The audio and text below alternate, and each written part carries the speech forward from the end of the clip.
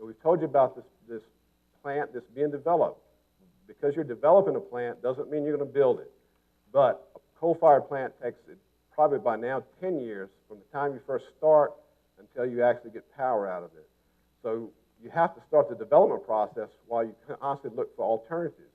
And that's exactly what ODEC's doing. And this plant's already been moved back some because part of the process was going for a bid. We got a bid, got some good proposals that are going to last us for a few years out, and now the plant's been moved back. We're constantly looking at different alternatives, but at some point, when you have hot days like this, you don't want the power turned off. Somebody's going to have to build some plants, and it's possible that they might have to be coal plants. But we'll only build it if it's the lowest cost alternative for you. That's the truth.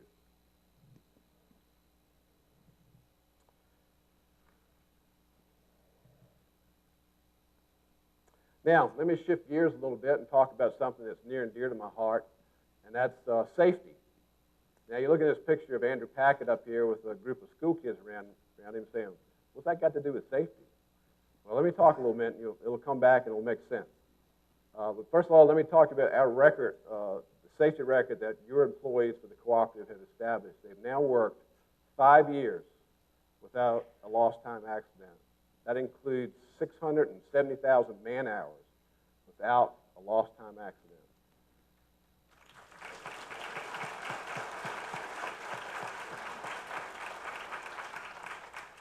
They've also driven 1.3 million miles, vehicle miles, without any chargeable vehicle accidents. Now, I say chargeable because sometimes people run into us. That's not our fault.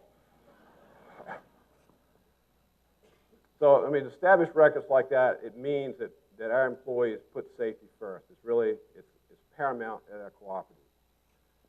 But safety for just us is not all we care about.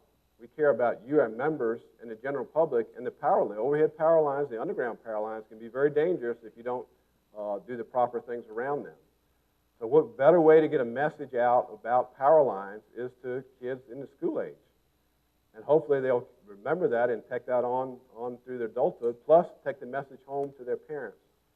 Additionally, Andrew gives them a little information about basic electricity that they need for the standards of learning, maybe known as SOL. So there's an added benefit to this process.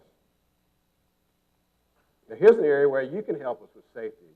Here we see Mike Weinberg showing you how to properly install a generator into your system using the GeneraLink collar. I think Mike was the one that we have this displayed out here in the hallway, and I think Mike was the person with that.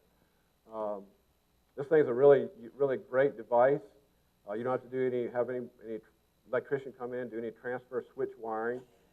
It goes behind the meter, and when you plug your generator in, the cord comes with this collar, and turn the generator on, it automatically disconnects you from our system so the generator can't feed back, and it energizes your entire electric panel, so then you can switch on and off whatever breakers you want the generator feed up to the nameplate rating of the generator. And then you can switch things. You can turn your water heater on if your generator is big enough to carry a water heater, heat your water up, turn that on, turn that off, and then turn on some lights or things. So it's a very versatile way to hook a generator into your system. So if you have a portable generator and you're running cords to it, or hopefully nobody's running something where they can feed back in their system, really consider one of these GeneraLink collars. Now, while our hookup of new services, as I talked about, have dropped off in the past, we're still very busy working on the system to make sure it is a very robust system and you keep experiencing the good reliability you become accustomed to with Northern NNEC. One of the big projects we've done in the past year is adding a new power transformer at the Garner substation. Here you see a number of our crews working on hooking up the transformer to the bus. There's also additional testing that has to be done for that transformer. We also placed a mobile in our Rainswood substation. You see here in the center of the picture. Another case of cooperation among cooperatives, this mobile is actually owned jointly between us and Rappahannock Electric Cooperative. While they end up, I think, added another transformer in that station, rebuilt some bus work. And this picture shows some of the crews working outside the station on the transmission line. Now, this next shot here is something I wanted to talk about. This kind of ties back to safety. This is 3 of our linemen in insulated bucket trucks working on an energized 7,200-volt line.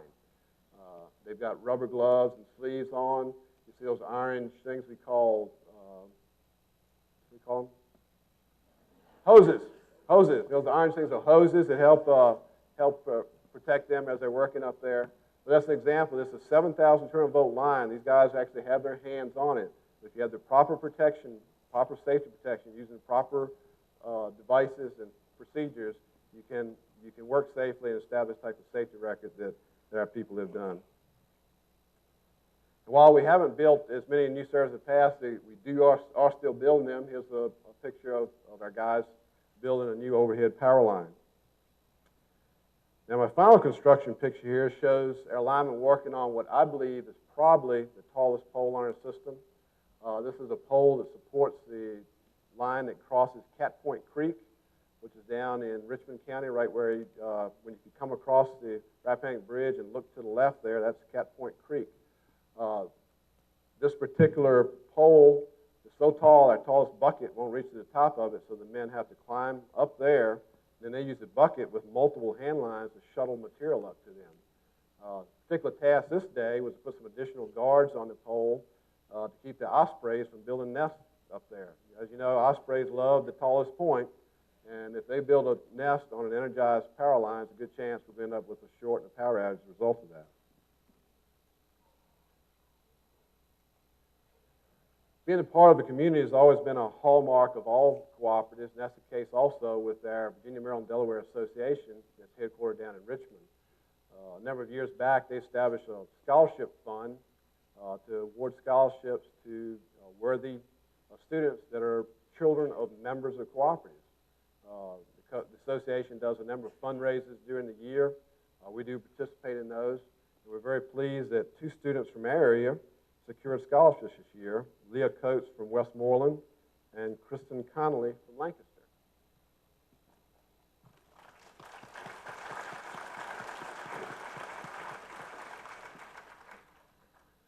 The employees of Northern Neck have also formed their own charitable organization called Cooperative Helping Hands. They do a number of fundraisers during the year, a golf tournament, and several bake sales. And here you see a picture of some of the ladies in our office at one of the bake sales last year. This organization then takes the funds that are raised and distributes them back to different charitable organizations and within the community. One thing that they've done every year is support the WRAR Christmas Wishes campaign. And here you see Steve Smith and Kerry Allen delivering a truckload and trailer load of bikes to Rich Morgan and his WRAR crew there. And here's a picture of Brenda Cram presenting a check to Roger Hutt, one of the local Relay of Life chapters. Now, when you're in here before the program started, we were rolling pictures through here, and then of course during this presentation, you've seen a number of pictures, and you've seen our employees in action, and they're a great group of people, and I am extremely proud to be a part of that group. We also depend very much on the guidance of our board to keep us moving in the right direction. You'll get to meet them all here in a few minutes. But I would ask you to right now join me in a round of applause to thank them for all the work they do to help keep your lights on.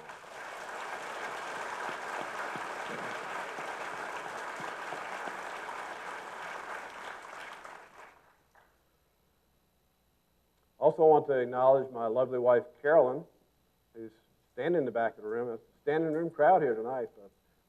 Carolyn has been with me through this whole time here at Northern Neck Electric Cooperative. She's my right-hand person, and I could not do without her.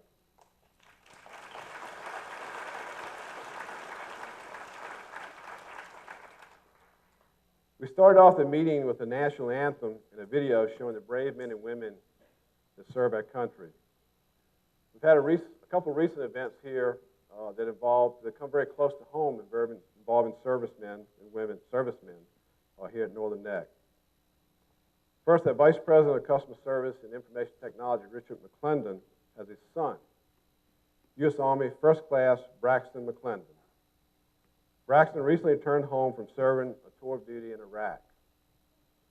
While he was traveling with a convoy outside of Baghdad, an IED, in essence, roadside bomb, exploded. It killed one soldier and seriously wounded Braxton and two of his other soldiers. A firefight ensued with the driver of the vehicle incapacitated by bomb shards. Braxton, although wounded with bomb shards in the leg, back, ribs, dragged the driver out of the line of fire. He received a Distinguished Purple Heart Medal in December of 2009 for his meritorious service.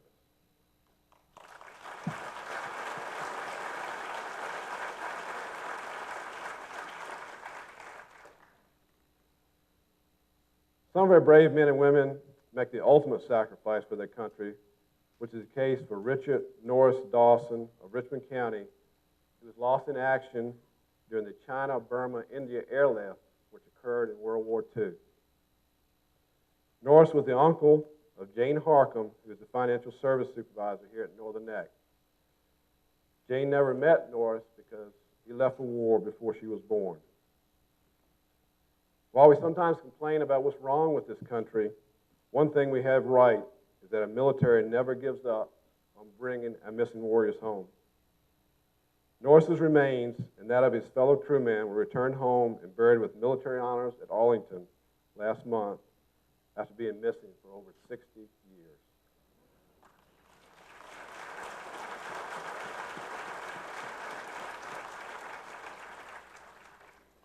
Let us never forget the brave men and women in our military that protect our democratic freedom, the freedom to have a democratic meeting like we're having right here tonight.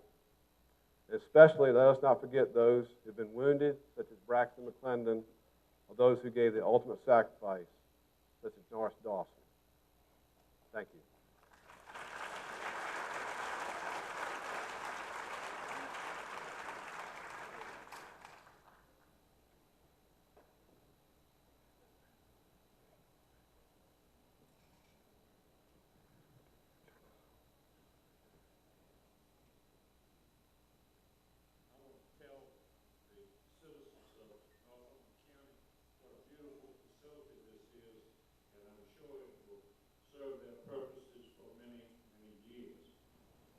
This time, we'll have a call of the roll and certification of a quorum, and I'll call on Eleanor F.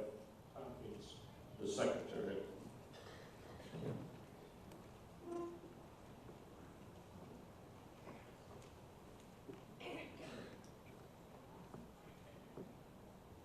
Call of roll. I, Eleanor F. Tompkins, secretary of the Northern Electric Cooperative, do hereby certify that there are 467 members present in person and 167 represented by proxy, and that these constitute a quorum, and that the meeting can now be opened for the transaction of business. Eleanor Tompkins. The certificate. I, Elnora F. Tompkins, Secretary of Northern Electric Cooperative, hereinafter called the Cooperative, do hereby certify that, number one, all applicants or applications for membership received prior to the July meeting of the Board of Directors have, in accordance with the bylaws, been duly acted upon by the Board of Directors. Number two, the total number of members on the date of the annual meeting on August the 5th, 2010 is 15,901. Number three, the total number of members receiving service on the date of the annual meeting on August the 5th, 2010 is 15,901.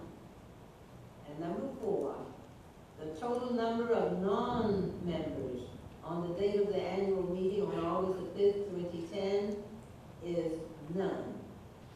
In witness whereof, I have hereunto set my hand and affixed the seal of the cooperative this 5th day of August, 2010. Eleanor Tompkins, Secretary.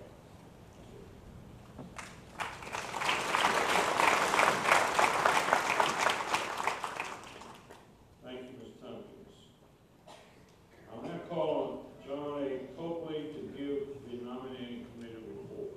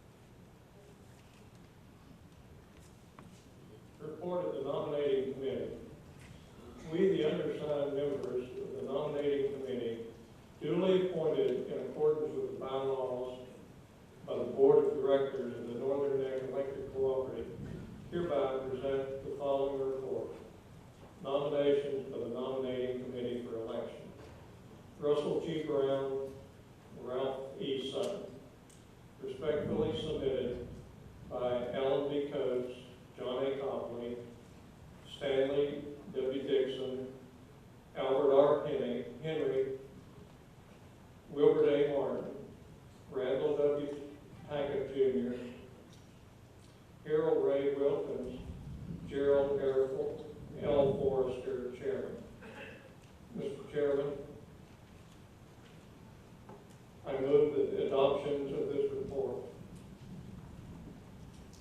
Thank you, sir.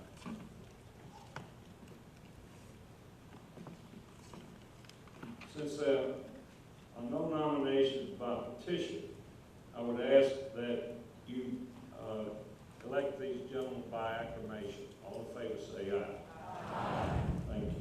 At this time, I'll introduce the nominees. Ask you to stand. Russell D. Brown and Ralph E. Sutton.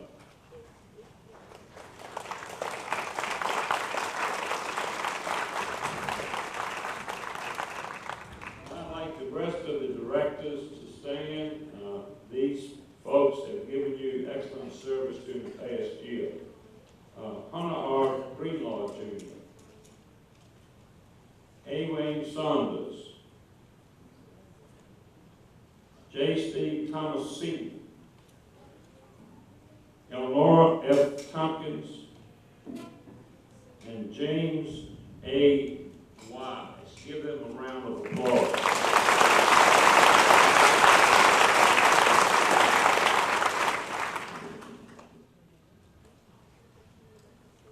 Is there any new business to come before the meeting?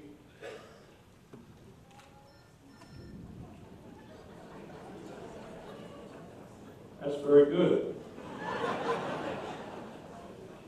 This concludes the business part of the meeting, and I will call on the chairman to carry on from here.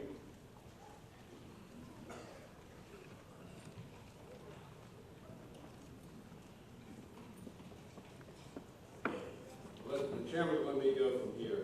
I guess I'm going to keep this other mic off. I think that's what they want me to do, probably. So it's my honor to be able to announce the two $50 cash winners for bringing your barcode bill in. And if you're here, we have Jenny, who was running my PowerPoint, but now should be out there somewhere with those two crisp $50 bills. The first winner is Edward Skates. Edward Skates still here?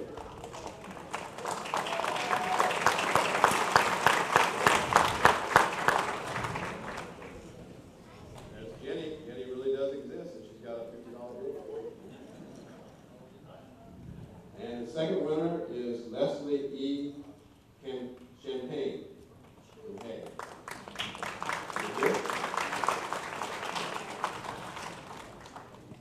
Is Leslie here? Okay, well, they don't have to be here for this, so we'll make sure that we get the $50 to Leslie.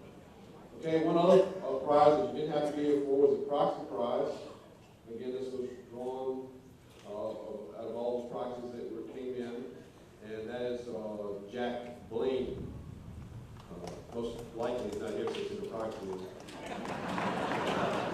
So we'll get Jack Blaine from Lancaster their proxy prize.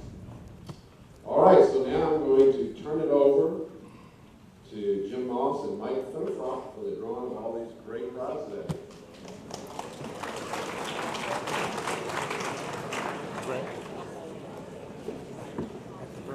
I'll do the X's, right? The X's. I got it on my thing here. Right.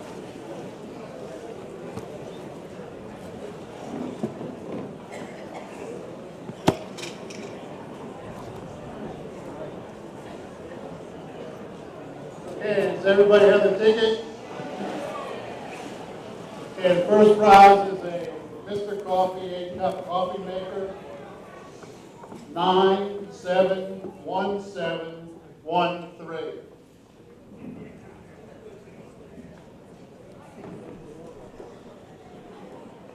Nine, 71713.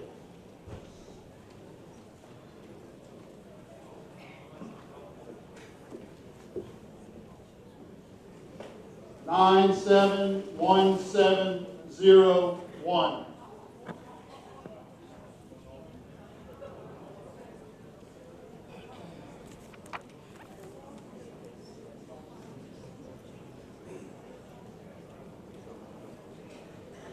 Next prize is a Hamilton Beach 2-slice toaster. 6, 69501. 69501.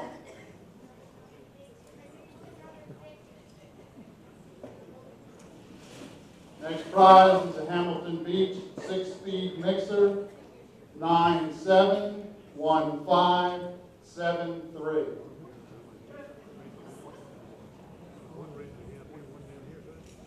Is that the number? Hold on, Mike. Let's see what you're selling with hands.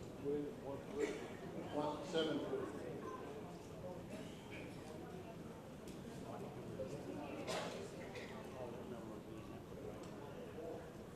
Wait a minute, right here. We got it. What number was it? What was the second one's number? What was the toaster number? 695011. What was the other number that no one responded to? 971713. What was his? Okay. 971582. 971582.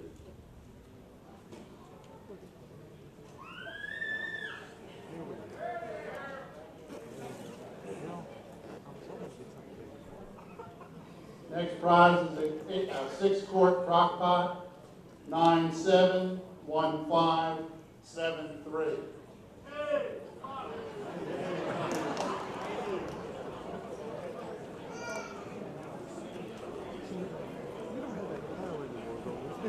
Next prize is a Hamilton Beach blender, 971567.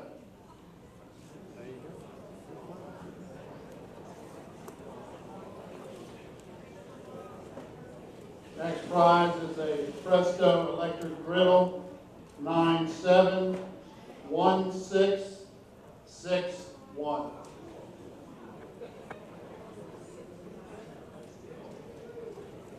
Nine seven 1661. There we go.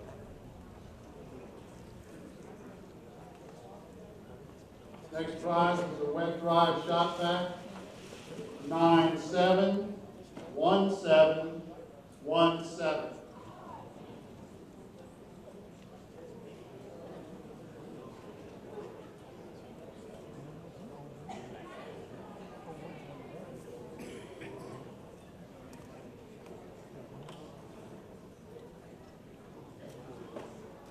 Next prize is a fire extinguisher, 971699.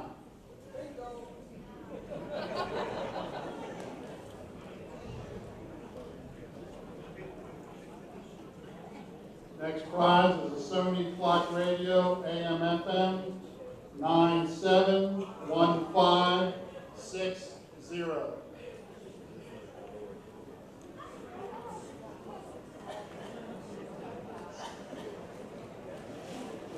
Next prize is a Hamilton Beach can opener, 971538.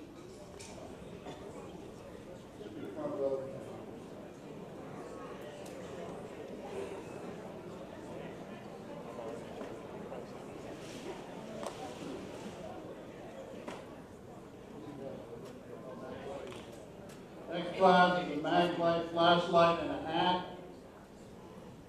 694985.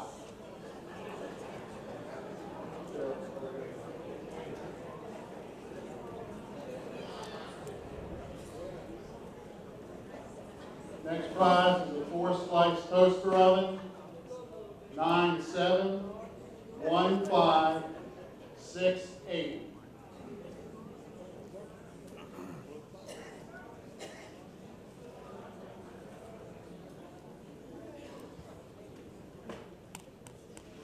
Next prize is a Black & Decker food processor, 971502.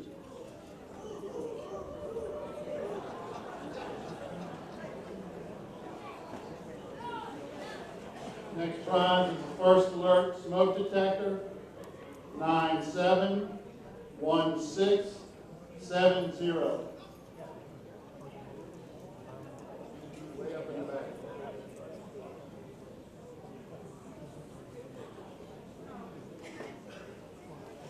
Next prize is a Black & Decker 12-volt drill, 694892. Someone raise their hand back.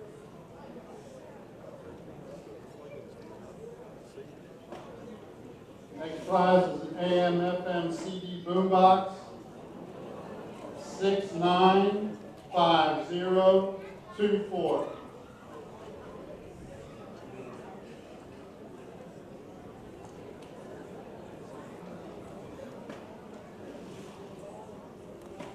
Next prize is an Emerson microwave oven, 971566.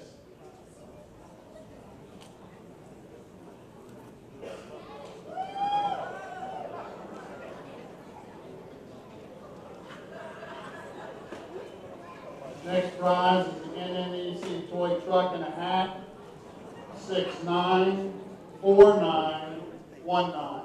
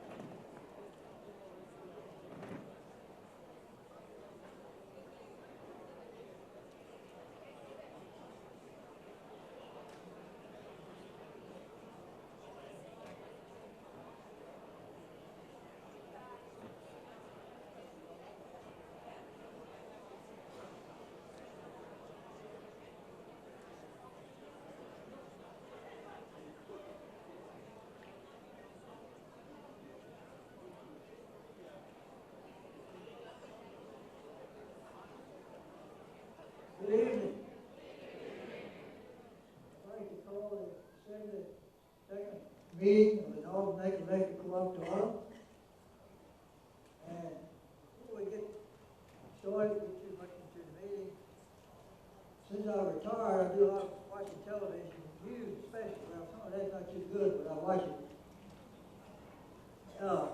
One day this week, came on the news, maybe some of y'all saw it, that this lady was stopped by a trooper there on the interstate, and he stopped her for speeding.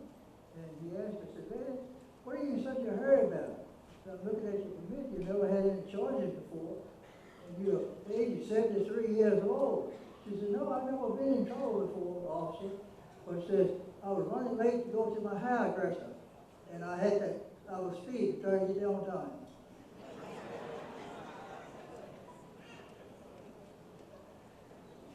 I hope all of y'all enjoyed the meeting, your meal tonight, and certainly we're glad that we had it here instead of being outside and it's all the heat.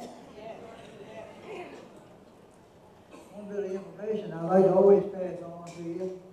Tonight we had the number of meals served, 921 meals. This is the largest crowd I think we've had.